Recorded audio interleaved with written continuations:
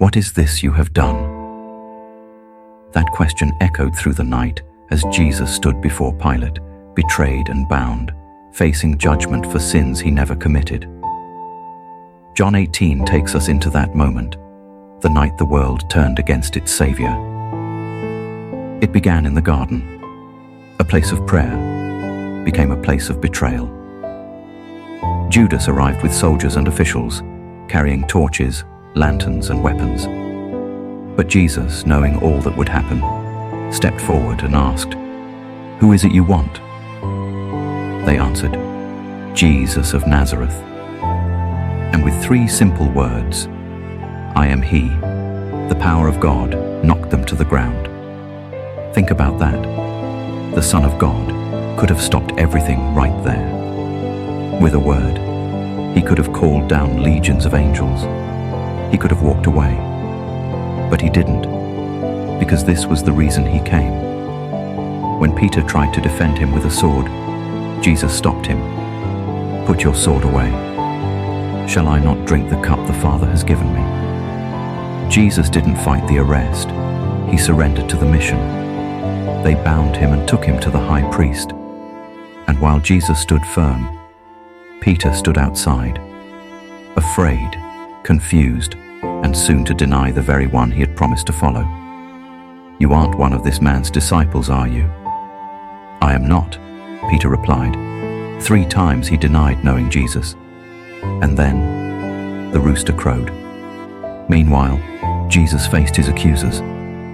The high priest questioned him about his disciples and teachings. But Jesus answered calmly, "I have spoken openly to the world. I said nothing in secret."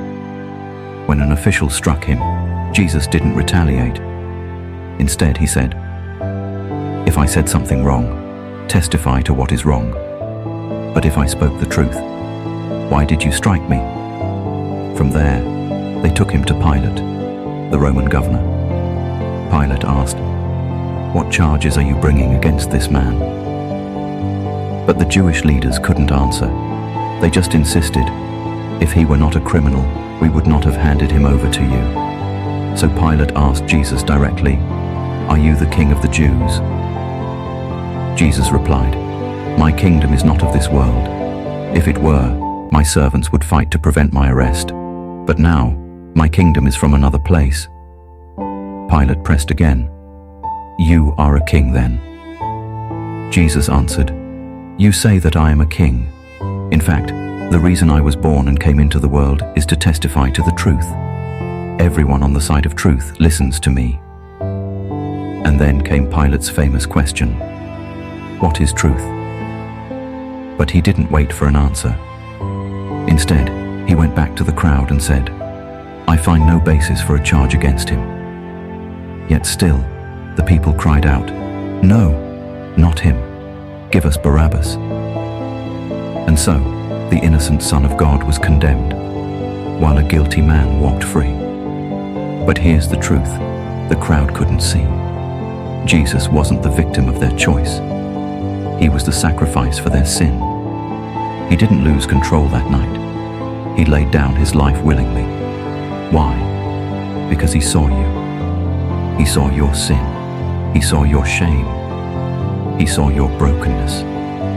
And he knew the only way to save you was to take your place.